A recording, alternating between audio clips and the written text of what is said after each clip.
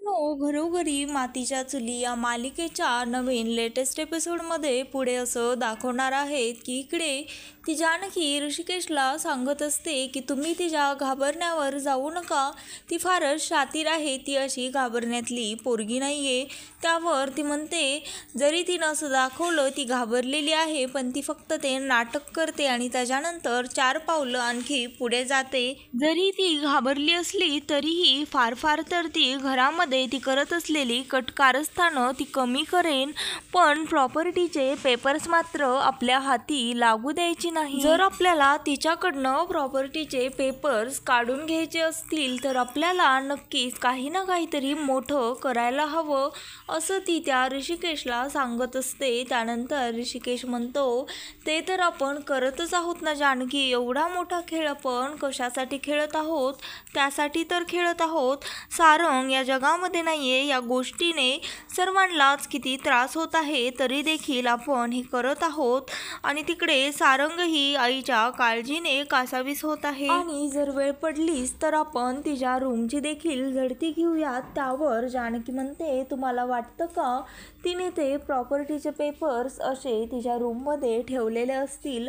नाही, ती असं कधीच करणार नाही. तिने ते प्रॉपर्टीचे पेपर्स अशा जागेवर ठेवले असणार जे आपल्या कधीही लक्षातही येणार नाही. आणि त्यानंतर इकडे ती ऐश्वर्या फारच घाबरलेली असते आणि त्यानंतर ती असं स्वतःच्या मनाशीच म्हणते जो काही इन्सिडंट झाला त्यावरून असं वाटत नाही की आता ऋषिकेशला हलक्यामध्ये घ्यायला पाहिजे. आणि त्यानंतर ती ऋषिकेश जो तिच्यासोबत वागला होता ते सर्व आठवते. आणि त्यानंतर तिला इकडे ऋषिकेशने दिलेली धमकी देखील आठवत असते, कारण ऋषिकेश तिला म्हणालेला असतो आता जर का तू माझ्या परिवाराच्या वाटेला जाशील तर जेवढा त्रास तू देशील त्याच्या दुप्पट त्रास तुला होईल, त्यामुळे तू आता आमच्या कोणाच्याच वाटेला जाऊ नकोस. त्यावर ती म्हणते ऋषिकेशला आता हलक्यामध्ये घेऊन चालणार नाही. मला माहीत आहे हे सर्वजण हे प्रॉपर्टीचे पेपर्स मिळवण्यासाठी हे नाटक करत आहेत, पण मी त्यांच्या हाताला असे हे पेपर्स येऊ देणार नाही, असं ती स्वतःला सांगत असते. आणि त्यानंतर ती म्हणते आता हे पेपर्स मला माझ्या जीवापेक्षाही जास्त जपावे लागतील आणि अशा ठिकाणी ठेवावे लागतील जिथे ऋषिकेशची नजर किंवा त्याला कधीही कळणार नाही. अशा ठिकाणी आता मी ह्यांना लपवून ठेवते, असं म्हणून ती दुसऱ्या ठिकाणी निघून जाते. त्यानंतर इकडे सौमित्राही सारंगचा फोटो हातामध्ये घेऊन रडत असते. त्याला म्हणत असते अरे तू धाकटा म्हणून आम्ही सर्वजण तुला किती रागवायचो, तुला सतत कामे सांगायचो, तुझं कोणतंही मत ग्राह्य धरत नव्हतं, पण खरंच सारंग आमचं खूप प्रेम आहे आणि ते असंच कायमच राहणार, पण तू का गेलास आम्हाला सोडून, असं म्हणून ती रडत रडत त्या फोटोकडे बघून स्वतःला त्रास करून घेत असते. आणि त्यानंतर तेवढ्यातच तिथे जानकी येते आणि ती हे सर्व त्यांचं बोलणं ऐकते. त्या सौमित्राही असंही म्हणत असतात अरे सारंग तू आमच्यावर रुसला आहेस का? आम्ही नेहमी तुझी थट्टा करायचो, आता तर तुझं बाळ देखील येणार आहे, मग ते या जगामध्ये कोणाला बाबा म्हणेल, असं ती त्या फोटोकडे बघून म्हणत असते. आणि त्यानंतर ती जानकी स्वतःच्या मनाशीच म्हणते देवयाई माझ्या सासूबाईंचा हा त्रास लवकरच बरा कर, हे आमचं नाटक लवकर संपू दे, आता मला आईंना झालेला त्रास काही बघवत नाही. त्यानंतर त्या सौमित्राची नजर त्या जानकीवर जाते आणि ती म्हणते जानकी ये ना ग आत, तू अशी का उभी, बघ ना हा सारंगचा फोटो किती हसरा आणि बोलका आहे, असं वाटत आहे आत्ता कधीही सारंग असं बाहेर येईल आणि माझ्याशी हसत बोलत माझ्यासमोर उभा राहील. त्यावर जानकी त्यांचं हे वाक्य ऐकून त्यांना म्हणते हो आई असंच होणार आहे. त्यानंतर सौमित्रा त्या जानकीला म्हणते अगं हे तू असं काय बोलत आहेस, एकदा जगातला माणूस निघून गेलेला पुन्हा येतो का? त्यावर ती जानकी स्वतःच्या मनाशीच म्हणते आता मी आईला सर्व खरं काय ते सांगून टाकते, मला आईची अशी झालेली खुसमट काही बघवत नाही. त्यानंतर ती म्हणते आई मला तुमच्याशी बोलायचं आहे. आणि तेवढ्यातच ती बोलायला जाते तर तिकडनं आजी येतात. मग आजी म्हणतात हे काय तू इथे काय करत आहेस आणि इथे कशासाठी आली आहेस? त्यावर ती म्हणते मी आईला काय हवं नको ते बघायला आली आहे. त्यावर आजी म्हणतात ते सर्व मी बघेन, तू इथनं निघून जा. त्यानंतर जानकी तिथनं निघून जाते. त्या आजी त्या सौमित्राला सांगतात, सावर स्वतःला असा त्रास करून घेऊ नको.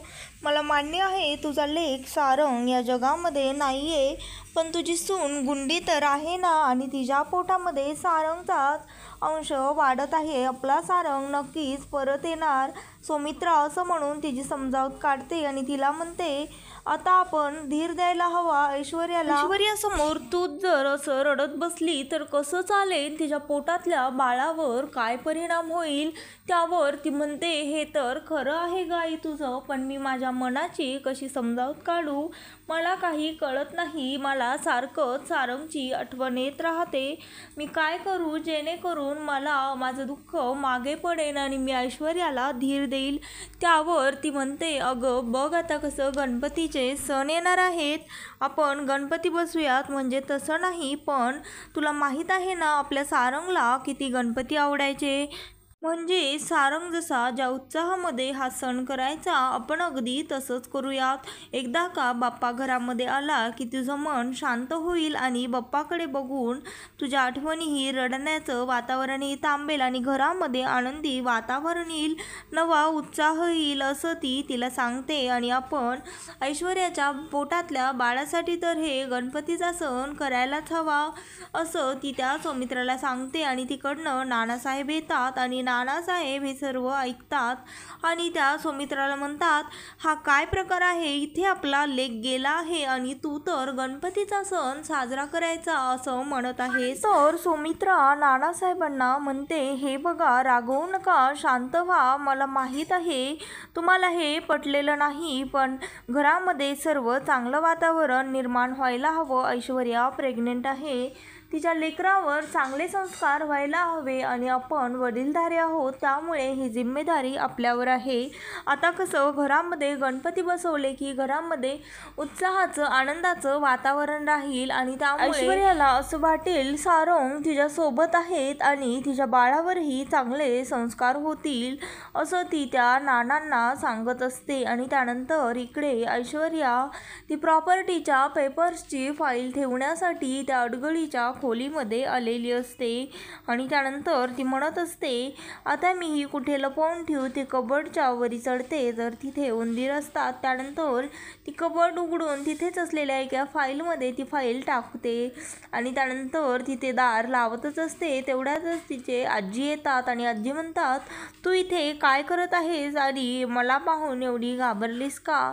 त्यावर ती म्हणते, नाही आजी, काही नाही. तर आजी तिला म्हणतात, तू उगाचच खोटं बोलू नकोस माझ्याशी, तू काही मला सारंग समजला आहेस की काय, असं तिला म्हणते. आणि त्यानंतर ती म्हणते, आता सांग खरं खरं तू इथे का आली होतीस आणि कोणाशी बोलत होतीस एवढ्या जोरात? त्यावर ती म्हणते, काही नाही आजी, मी तर उंदरांशी बोलत होते. त्यावर ती म्हणते, तू मला सारंग समजण्याची चूक करू नकोस. त्यावर आजी हसतात आणि म्हणतात, मला बनवणं बंद कर आणि खरं सांग, तू एवढ्या रात्री इथे अडगळीच्या खोलीमध्ये येऊन काय करत होतीस? त्यावर ती म्हणते, आजी मला फार आठवण येत होती, रडायला येत होतं, म्हणून मी इथे आले. तुम्हाला आठवतं का सारंग देखील इथे येऊन किती रूम आवरायचे? आजी तिला म्हणत असतात, उद्या भूक लागली म्हणून तू बागेत जाशील आणि तिथलं पानं खायला लागशील, आता मला उगाचच शेंडी लावू नकोस, असं ती त्या ऐश्वर्याला सांगते.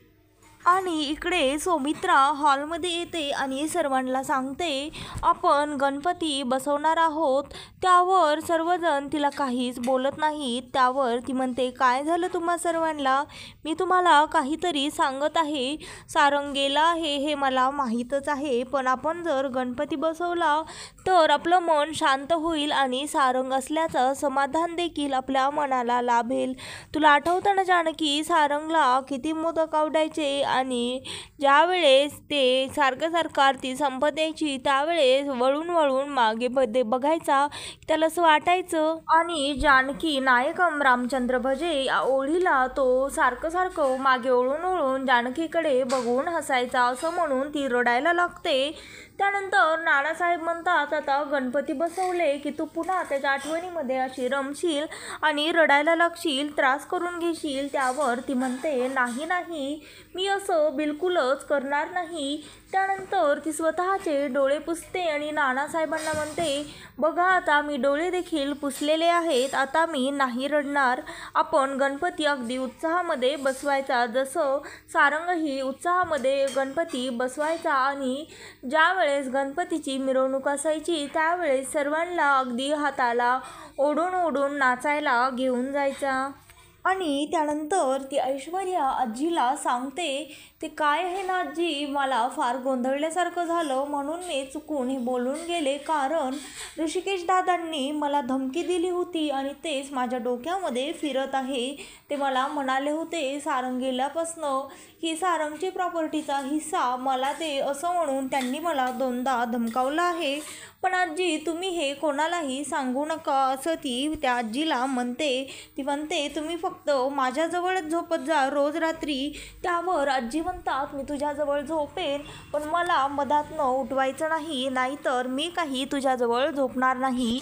मला झोपमोड केलेली बिलकुलही चालत नाही. त्यानंतर इकडे हॉलमध्ये जानकी त्या सुमित्राईला समजावून म्हणते, ठीक आहे आई, आपण गणपती बसूयात, अगदी उत्साहामध्ये बसूयात. त्यावर ती सुमित्रा तिला म्हणते, आता कसं माझ्या मनातलं बोललीस बघ तू जानकी. त्यावर ती जानकी म्हणते, आई तुमच्या इच्छा आहे ना, मग झालं तर. त्यानंतर ती म्हणते, आपण मकर बसूयात, डेकोरेशन करूयात, अगदी सर्व काही थाटामाटामध्ये करूयात, उत्साहाने, जसं सारंग भाऊजी करत होते अगदी तसंच. त्यानंतर ती म्हणते नाना आणि आई तुमच्याकडे यादीची जबाबदारी आहे, आता बाकीचं काही सर्व मी बघते असं ती जानकी सौमित्राला सांगते. त्यानंतर सौमित्रा तिथनं निघून जाते आणि त्यानंतर सर्वजण तिला म्हणतात, वहिनी तू कशाला गणपती बसवायला हो म्हणलीस. त्यावर ती सांगते, अगं हाच तर मोका आहे गणपतीच्या निमित्ताने आईची आणि सारंग भाऊजीची भेट घडवून आणायची. ज्या वेळेस गणपतीच्या डेकोरेशनमध्ये सर्वजण बिझी असतात त्यावेळेसच आपण हे सर्व काही साध्य करायचं. त्यानंतर ते म्हणतात कसं शक्य आहे. त्यावर ती जानकी त्यांना सर्व प्लॅन समजावून सांगते आणि त्यानंतर ते सर्वजण रेडी होतात गणपती बसवण्यासाठी. आणि त्यानंतर इकडे आजी त्या ऐश्वर्याच्या रूममध्ये जाऊन तिला सांगतात, बाहेर सर्वजण गणपतीची तयारी करत आहेत, तूही बाहेर चल, थोडासा हातभार लाव म्हणजे तुझं मन सर्वांमध्ये रमेल. त्यावर त्या ऐश्वर्या चिडून बाहेर येते आणि म्हणते, ह्या घरामध्ये गणपती उत्सव साजरा करायचा नाही म्हणजे नाही असं ती ऐश्वर्या सर्वांना सांगते. त्यावर ती म्हणते, इथे माझा नवरा गेलेला असताना तुम्ही काय हे सण साजरे करत आहात, तुम्हाला माझा नवरा नसण्याचं काही दुःख आहे की नाही असं सर्वांवर चिडून ती विचारत असते. त्यावर सौमित्रा त्या ऐश्वर्याला सांगते, अगं हे सर्व तर आम्ही तुझ्यासाठीच करत आहोत, तुझं थोडंसं मन रमावं आणि सारंगला देखील बरं वाटेन यासाठीच तर हे सर्व काही चालू आहे, पण तुला ह्याने जर त्रास होणार असेल तर नको करायला आपण हे असं ती सौमित्रा म्हणते.